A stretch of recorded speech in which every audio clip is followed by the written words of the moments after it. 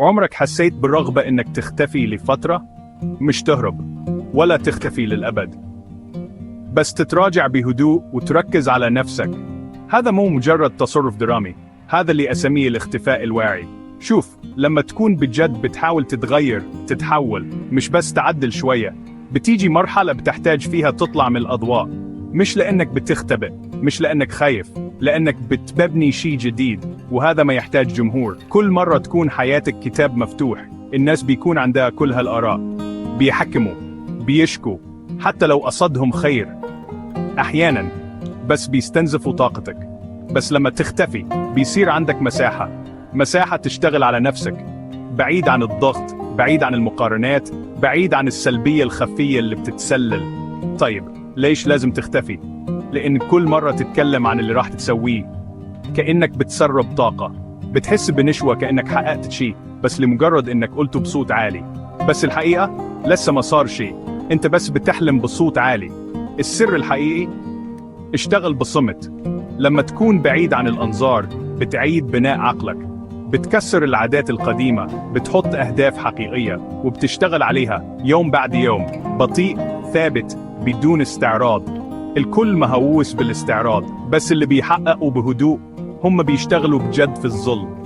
ولما يظهروا أخيراً، بوم، النتائج بتتكلم عن نفسها. ما حدا شاف التعب، بس شاف النتيجة. كيف تختفي بالطريقة الصحيحة؟ توقف عن مشاركة كل خطوة في رحلتك. قلل وجودك على الإنترنت.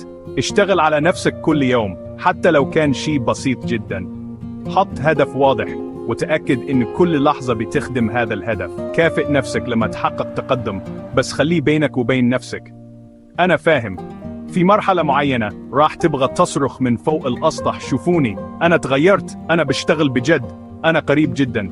بس تذكر هذا: التحول الحقيقي ما يحتاج تثبته لأي أحد. نتائجك راح تتكلم، أنت ما راح تحتاج تتكلم. التغيير الحقيقي بيصير في العزلة. هذا مضاعف، هذا ملعب التدريب لنسختك الجديدة. كل لحظة صعبة، كل يوم وحيد، كل مرة تحس إنك تبغى تستسلم، هذا عالمك الداخلي اللي بيتم إعادة بنائه. ألم، دموع، لحظات فشل، هذا كله جزء من الأساس. طيب، متى لازم ترجع تظهر؟ الظهور مو هو الهدف، هو بس اللي بيصير بشكل طبيعي بعد ما يخلص الشغل. انت ما بتشتغل عشان الناس تلاحظك، انت بتسويها عشان تكون فخور بنفسك.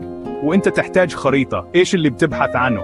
تبغى تنزل وزن، تبدأ مشروع، تضبط امورك المالية، تكون قدوة. اكتب هذا لنفسك، لا تعلن عنه، خليه سرك. فالخلاصة هي: اليوم انت بتختار. ابدأ اختفائك الواعي، ابني نسختك الجديدة بهدوء، او بس استمر في الكلام، التخطيط والأحلام، وتبقى على الهامش. الناجحين ما بيتكلموا، بيشتغلوا بصمت. ابدأ الآن، خذ القرار. أفضل نسخة منك تنتظرك في نهاية الطريق.